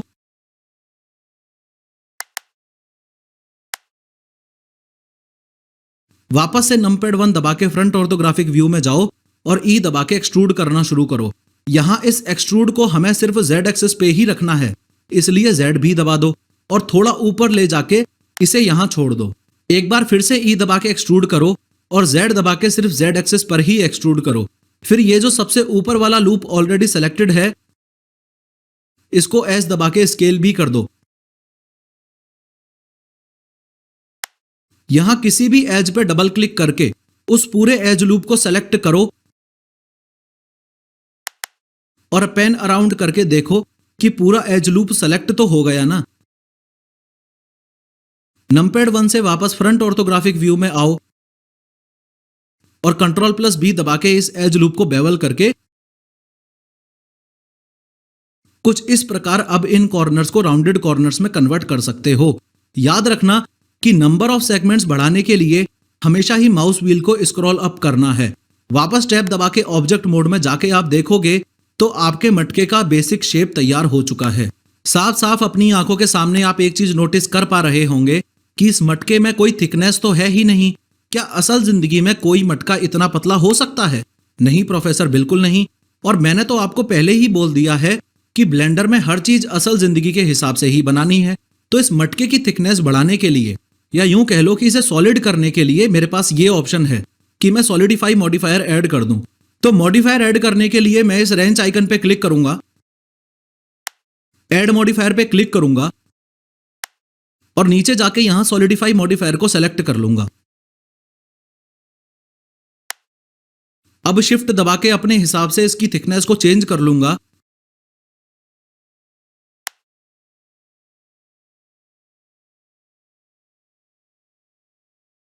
यहां चूंकि हमारे मटके का सरफेस काफी जैगेड यानी कि खुरदरा है, तो इस मटके पे राइट क्लिक करके इसको शेड स्मूथ भी कर लूंगा। प्रोफेसर, हम आपसे एग्री करते हैं कि हम मटका बनाना तो सीख गए, लेकिन वो जो चिकना घड़ा वाला मजा होता है, वो चिकना घड़ा वाला मजा नहीं आ रहा। मेरे मित्र, मजा इसलिए नहीं आ रहा क्योंकि आपने अभी तक मॉडिफायर्स का बादशाह इस पे लगाया ही नहीं है। इसलिए मैं वापस ऐड मॉडिफायर पे क्लिक करूंगा और सब डिवीजन सरफेस मॉडिफायर को ऐड कर दूंगा। यहां sub division surface modifier add करके इसका लेवल 1 से 2 कर दूंगा। और ये देखो, आपका चिकना घड़ा एकदम तैयार है। याद रखना, अपनी मर्जी से ये लेवल्स ऐसे ही नहीं बढ़ाते जाने हैं। ज्यादा लेवल्स मतलब ज्यादा वर्टिसेस मतलब आपका कंप्यूटर ज्यादा मेमोरी खाएगा और बहुत जल्द ही ये ब्लेंडर क्रैश हो जाएगा। Moral of the story is, जो आर्टिस्ट जितनी कम वर्टिसेस में रियलिस्टिक शेप बना दे वो ही बेस्ट 3D आर्टिस्ट माना जाता है। इस लेसन में सबसे पहले तो हमने एग को एक्स और वाई एक्सिस पे स्केल किया, उसके बाद इसको स्मूथ आउट कर दिया। उसके बाद मैंने आपको स्फीयर की टॉप वर्टिसेस को डिलीट करवा के मटका बनाना सिखाया। नॉट ओनली दैट, मैंने एक प्लेन के एग्जांपल से आपको यह भी बताया कि सब डिवीजन सरफेस मॉडिफायर क्या है और एग्जैक्टली वो क्या करता है।